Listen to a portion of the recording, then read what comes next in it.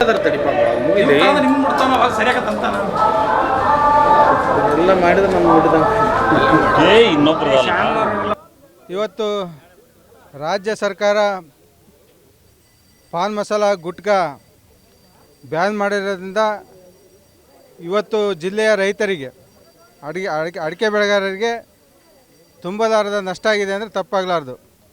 ಯಾಕೆ ಅಂತೇಳಿದರೆ ಇವತ್ತು 55,000 ರೂಪಾಯಿ ಇದ್ದಂಥ ಅಡಿಕೆ ರೇಟು ಇವತ್ತು ಅವರು ಗುಟ್ಕಾ ಬ್ಯಾನ್ ಮಾಡಿದ ಮೇಲೆ ಇವತ್ತು 45,000ಕ್ಕೆ ಬಂದಿದೆ ಅಡಿಕೆ ರೇಟು.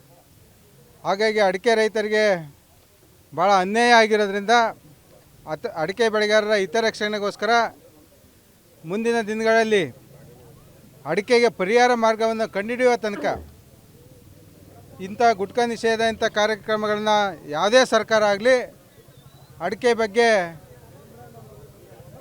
ಟಚ್ ಮಾಡಬಾರ್ದು ಅನ್ನೋದು ನಮ್ಮೆಲ್ಲ ರೈತರ ಉದ್ದೇಶ.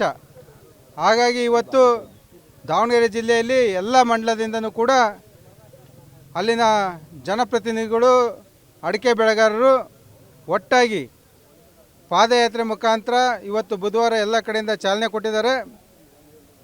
ಗುರುವಾರ ಶುಕ್ರವಾರ ಪಾದಯಾತ್ರೆ ಮುಖಾಂತರ ನಾವು ಎಲ್ಲ AC ಕಚೇರಿಗೆ ಬಂದು ಮನವಿ ಕೊಡಲಿದ್ದೀವಿ. ಸುಮಾರು 5-6 ಸಾವಿರ ಸಂಖ್ಯೆ ಜನ ಸೇರಿ ಮನವಿ ಕೊಡಲಿದ್ದೇವೆ. ಇದರಿಂದ ಸರ್ಕಾರಕ್ಕೆ ಅಡಿಕೆ ಬೆಳೆಗಾರರು ಒಂದು ಬಿಸಿ ಮುಟ್ತಕ್ಕಂಥ ಕೆಲಸನ ಮಾಡೋಕ್ಕೋಸ್ಕರ ಇವತ್ತು ಪಾದಯಾತ್ರೆ ಹಮ್ಮಿಕೊಂಡಿದ್ದೀವಿ. ಹಂಗಾಗಿ ನೂರಾರು ಸಂಖ್ಯೆಯಲ್ಲಿ ಇವತ್ತು ಪಾದಯಾತ್ರೆಗೆ ಚಾಲನೆ ಕೊಡೋದಕ್ಕೆಲ್ಲ ಬಂದಿದ್ದಾರೆ ನಮ್ಮ ರೈತ ಮುಖಂಡರುಗಳು. ಇವತ್ತು ಈ ಕಾರ್ಯಕ್ರಮ ಯಶಸ್ವಿಯಾಗಿ ನಡೀತದೆ. 3 ದಿನಗಳ ಕಾಲ ಇಡೀ ಜಿಲ್ಲೆಯಾದ್ಯಂತ ಹೊನ್ನಾಳಿ, ಚನ್ನಗಿರಿ, ದಾವಣಗೆರೆ ಉತ್ತರ, ದಕ್ಷಿಣ ಮತ್ತು ಮಾಯಕೊಂಡ, ಜಗಳೂರು ಸೇರಿದಂತೆ ಜಿಲ್ಲೆಯಾದ್ಯಂತ ಇವತ್ತು ಅಡಿಕೆ ಹೋರಾಟವನ್ನು ಮಾಡ್ತಿದ್ವಿ. ನಾವು ಉತ್ತರ ವಿಧಾನಸಭಾ ಕ್ಷೇತ್ರ ಎಲ್ಲ ರೈತ ಬಾಂಧವರು, ಅಡಿಕೆ ಬೆಳೆಯುವಂಥ ರೈತ ಬಾಂಧವರು ಪಕ್ಷಾತೀತವಾಗಿ ನಾವೇನು ಸೇರಿವಲ್ಲ, ಇಲ್ಲಿ ಬರೀ ಭಾರತೀಯ ಜನತಾ ಪಾರ್ಟಿ ಅಂತಲ್ಲ, ಎಲ್ಲ ಅಡಿಕೆಯ ಬೆಳೆಯುವಂಥ ಬೆಳೆಗಾರ ನಾವು ಸೇರಿದ್ದೀವಿ.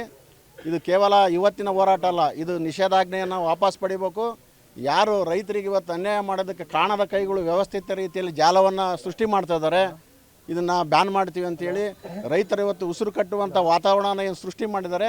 ಅದಕ್ಕೆ ಈ ಕೂಡಲೇ ರಾಜ್ಯ ಸರ್ಕಾರ, ಮುಖ್ಯಮಂತ್ರಿಗಳು ಮತ್ತು ಆರೋಗ್ಯ ಸಚಿವರು ನಾವು ಈ ನಿಷೇಧಾಜ್ಞೆಯನ್ನು ಹಿಂಪಡಿತೀವಿ, ರೈತರಿಗೆ ಅನಾನುಕೂಲವಾಗುವಂಥ ಯಾವುದೇ ಈ ಒಂದು ಕಾನೂನುಗಳನ್ನು ನಾವು ತರಲ್ಲ ಅನ್ನೋ ಹೇಳೋವರೆಗೂ ನಾವು ಹೋರಾಟವನ್ನು ನಮ್ಮ ಜಿಲ್ಲೆಯಾದ್ಯಂತ ಮಾಡ್ತೀವಿ. ಇದು ರಾಜ್ಯವ್ಯಾಪಿ ಪರಿಸರಿಸಲಿದೆ.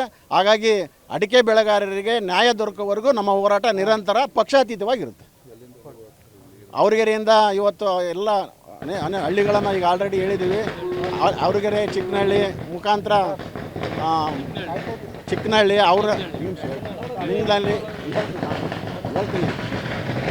ಅವ್ರಿಗೆರೆಯಿಂದ ಈಗ ಪ್ರಾರಂಭ ಆಗಿ ಚಿಕ್ಕನಹಳ್ಳಿ ಮೂಲಕ ನಾವು ಕಲಪನಹಳ್ಳಿಯಲ್ಲಿ ವಾಸ್ತವ್ಯ ಮಾಡ್ತೀವಿ.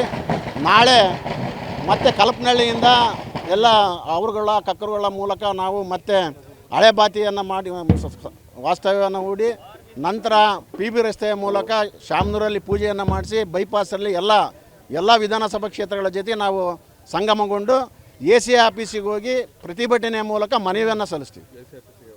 AC ಆಫೀಸಿಗೆ ಶುಕ್ರವಾರ ದಿನ 11:00ವರೆಗೆ ಅಲ್ಲಿ AC ಆಫೀಸಲ್ಲಿ ಇರ್ತೀವಲ್ಲ.